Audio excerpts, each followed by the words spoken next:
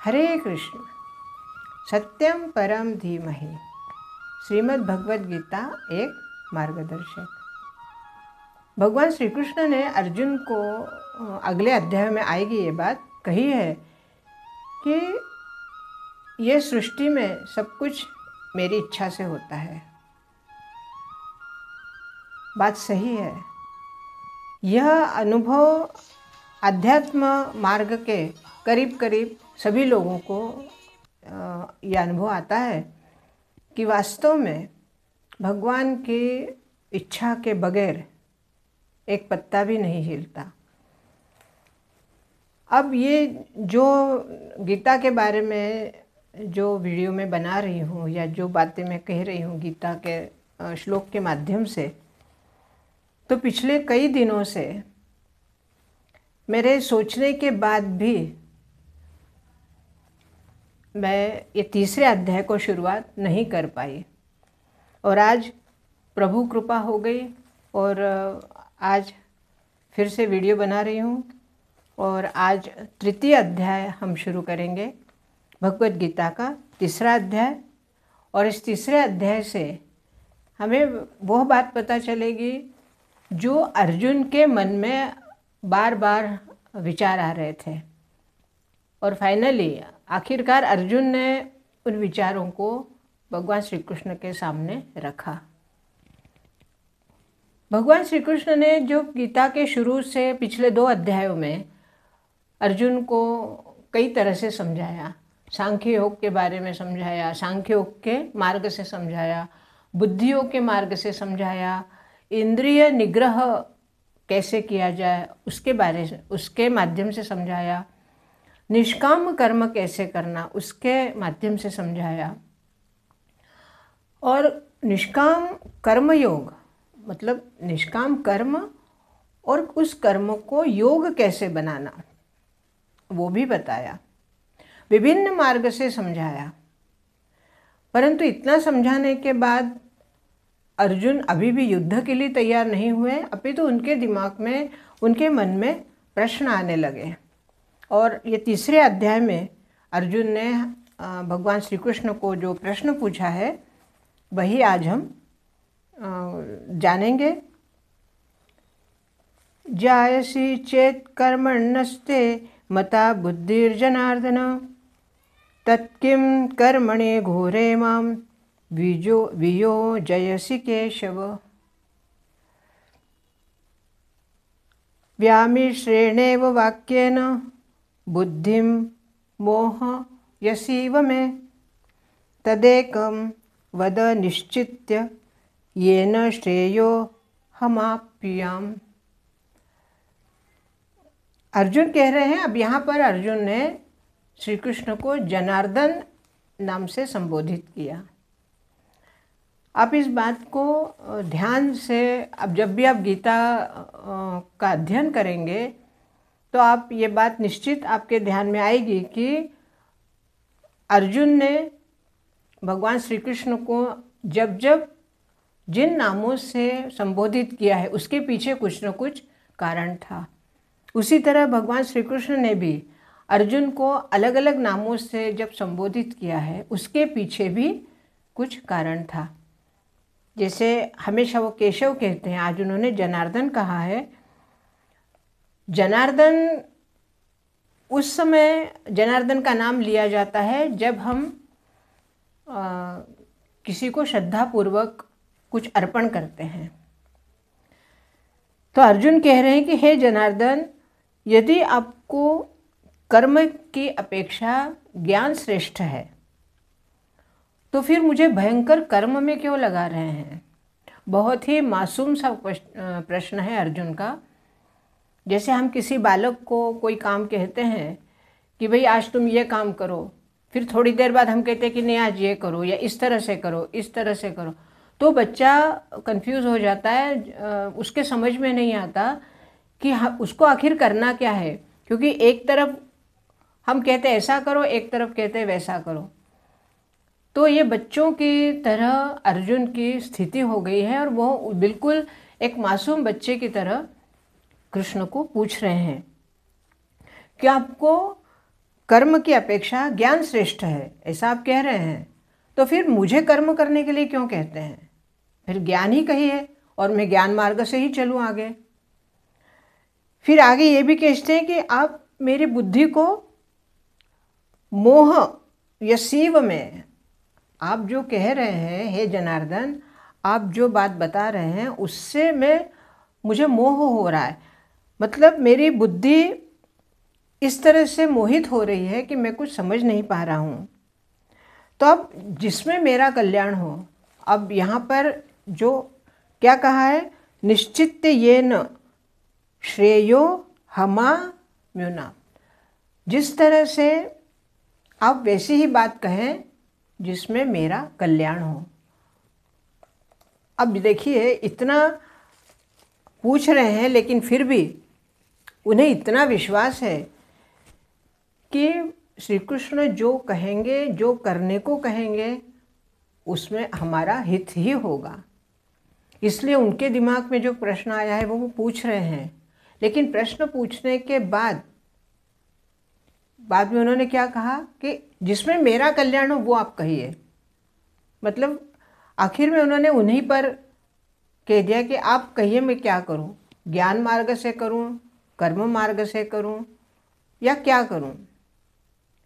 ये जो दो प्रश्न अर्जुन ने पूछे हैं, ये हमारे दिमाग में हमेशा आते हैं, क्योंकि हम अपनी ज़िंदगी में भी, अपने जीवन में भी कोई भी कार्य करते हैं और उस कार्य के लिए अगर हमारे मन में असमंजसता हो कि हम वो कार्य करें या ना करें, या वो कार्य उचित है या अनुचित है, और अगर हमने किसी से पूछा, किसी ने हमें कुछ बताया कि हाँ भाई आप इस तरह से करो, लेकिन वो भी अगर हमें एक से अधिक मार्ग दिखाए तो हम विचलित हो जाते हैं, हमें समझ में नहीं आता कि हम जीवन में क्या करें।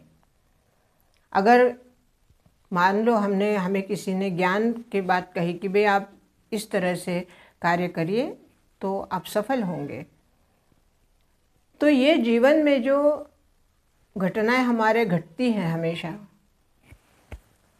अर्जुन ने ये जो प्रश्न पूछा है वास्तव में हमारे कल्याण के लिए ही पूछा है, क्योंकि साधारण मनुष्य गीता में कही गई बात को एकदम से समझना इतना आसान नहीं है।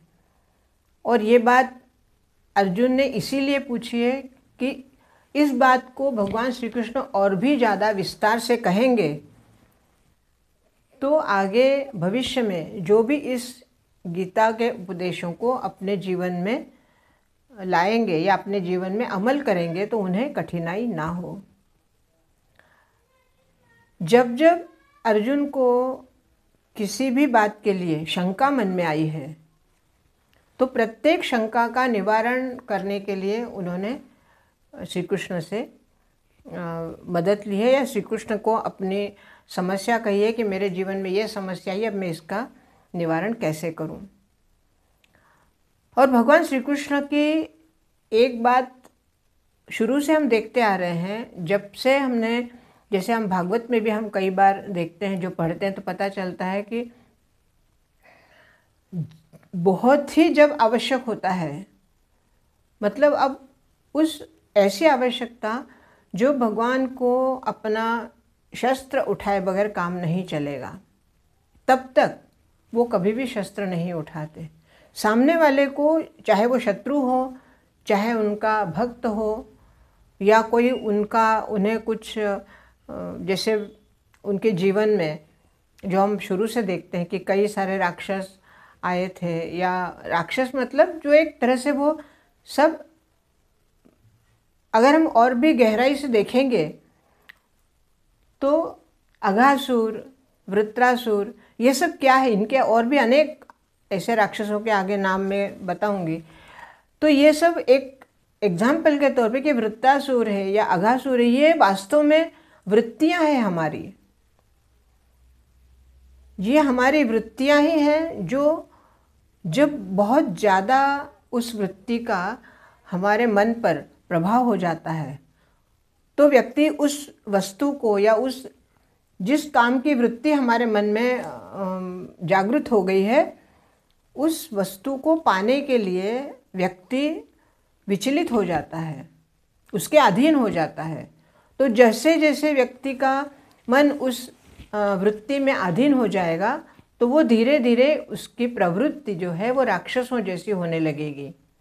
इसीलिए उनको राक्षस, वहाँ उस समय तो वो वास्तव में राक्षस थे, लेकिन आज हम देखते हैं कि प्रत्येक व्यक्ति में इन भावों का हमें दर्शन होता है।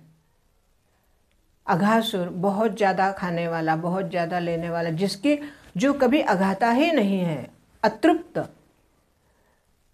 तो ऐसे जो कोई अतृप्त व्यक्ति हो तो वो अघासुर की तरह, हम कहते हैं कि भाई क्या अघासुर की तरह तुम चीज़ को पा रहे हो या ले रहे हो, अर्थात वो वृत्ति है एक। तो यहाँ पर भी भगवान ने जब ये युद्ध का आरंभ हुआ उसके पहले भगवान ने अर्जुन और दुर्योधन को यही कहा था कि मैं तुम दोनों की सहायता करूँगा, परंतु शस्त्र उठाने का तो नाम ही नहीं लिया, अर्थात वो शस्त्र नहीं उठाएंगे। बगैर शस्त्र उठाए वो उन दोनों की सहायता करेंगे, उन्होंने उनको वचन दिया। तो यहाँ पर भी उसके बाद जब गीता का ज्ञान शुरू हुआ, गीत गंगा कहो या ज्ञान गंगा कहो, उसका प्रवाह शुरू हुआ, तब धीरे धीरे करके अर्जुन को जो बातें समझाई है और इतने विभिन्न मार्गों से समझाने के बाद भी अर्जुन के दिमाग में, अर्जुन के मन में जो प्रश्न उठे उसको आज अर्जुन ने पूछा है कि भाई कोई एक बात मुझे बताओ जिसमें मेरा कल्याण हो।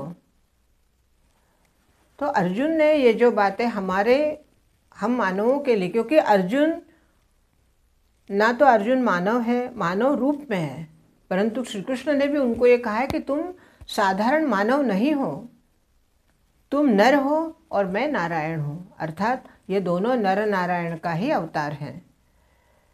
तो जो व्यक्ति प्रत्यक्ष भगवान का ही अवतार हो, हम ये सोच सकते हैं जो व्यक्ति भगवान का अवतार है, क्या वह इतना मूढ़ होगा कि उसको भगवान की कही हुई ये बातें समझ में नहीं आती होंगी और बार बार अर्जुन इस तरह से प्रश्न पूछते हैं या इस तरह विचलित होते हैं। तो ये हमें समझना है कि अर्जुन ने हमारे लिए ये छोटे छोटे प्रश्नों को भगवान को पूछा है और उनके उत्तर भी भगवान ने बहुत ही संतोषपूर्वक दिए हैं, बगैर क्रोध किए। प्रत्येक प्रश्न का उत्तर हम आगे देखते जाएंगे। प्रत्येक आगे के श्लोक में जो जो भगवान अर्जुन ने प्रश्न पूछे हैं उन सब का जवाब श्री कृष्ण ने बहुत ही शांत तरीके से और बगैर क्रोध किए हुए उसका उत्तर दिया है। तो वो हमें भगवान की ये कृपा प्राप्त हुई है कि इस गीता के माध्यम से हम कुछ ऐसी बातें सीख सके जो व्यवहार के लिए आवश्यक है। हमारी वृत्तियों पर नियंत्रण करना, हमारी इच्छाओं पर नियंत्रण करना और योग, जो हम कर्म कर रहे हैं उसको योग से साधना या उसको योग पूर्ण करना। आज के लिए जो भगवान का संदेश है, आज के तीसरे अध्याय के पहला और दूसरा श्लोक हमने लिया है, उसका यही संदेश है कि अगर हमारे मन में कोई विचलित भावना हो या हमें कोई उत्तर नहीं मिल रहा हो कि हम क्या करें, तो हमारा प्रश्न हम भगवान के चरणों में रख दें और उनसे यही प्रार्थना करें कि हे प्रभु, जो मेरे लिए कल्याणकारी होगा वही मार्ग आप मुझे कहिए, उसी की मुझे बुद्धि दीजिए ताकि मैं उसी मार्ग से अपना कार्य सिद्ध करूं, क्योंकि मैं समझ नहीं पा रहा हूं और मेरा कल्याण किस में है ये भी मैं समझ नहीं पा रहा हूं। इसलिए मेरे कल्याण जिसमें होगा वही मार्ग मुझे कहिए। आज के लिए इतना ही। बहुत बहुत धन्यवाद। हरे कृष्ण हरे कृष्ण।